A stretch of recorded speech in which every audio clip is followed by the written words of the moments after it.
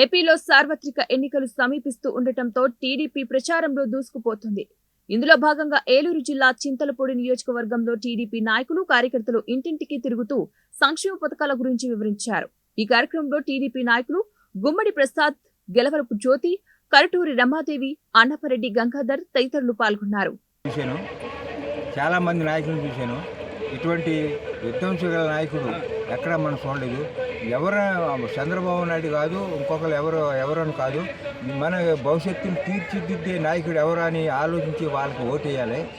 విజయనున్న నాయకుడు ఇప్పుడు భవిష్యత్తులో మన చంద్రబాబు నాయుడే మన భవిష్యత్తును తీర్చిదిద్దాడని, మన రాష్ట్రాన్ని తీర్చిదిద్దాడని, ఇతర దేశాల్లో కూడా ఇతనికి ఒక ఇమేజ్ ఉందని మనం అందరం ఏకస్తులపై బలపరిచి తెలుగుదేశం పార్టీని ముందుండి నడిపించాలి. అఖండ మెజార్టీతో గెలిపించి పుట్టా మహేష్, మన సొంగ రోషన్ కుమార్ గారిని అత్యధిక మెజార్టీతో గెలిపిస్తారని నేను ఈ సందర్భంగా కోరి ప్రార్థిస్తున్నాను. ఓకే. ఈరోజు ఉదయం నుండి మరి ఎండనక ఎండ ఉష్ణోగ్రత 45 డిగ్రీలు ఉన్నా కానీ లెక్క చేయకుండా మరి తెలుగుదేశం పార్టీ గురించి శ్రమిస్తున్నటువంటి మా కార్యకర్తలకి మరి అలాగే నాయకులకి ప్రతి ఒక్కరికి తల వంచి నమస్కరిస్తున్నాం.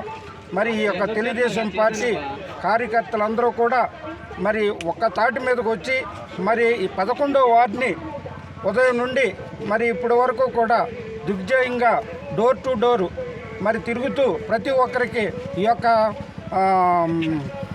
మేనిఫెస్టోని అర్థం చేసుకునేలాగా మేము ప్రతి ఒక్కరికి వివరిస్తూ మేము ముందుకెళ్తున్నాం.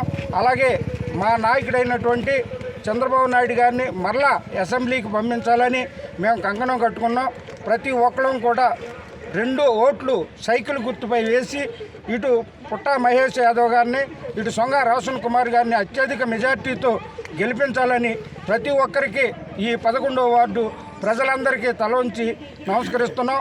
మరి ఈ కార్యకర్తలందరూ ఇంతవరకు కష్టపడినటువంటి కార్యకర్తలందరికీ కూడా ధన్యవాదాలు తెలుసుకుంటూ సెలవు తీసుకుంటున్నాం.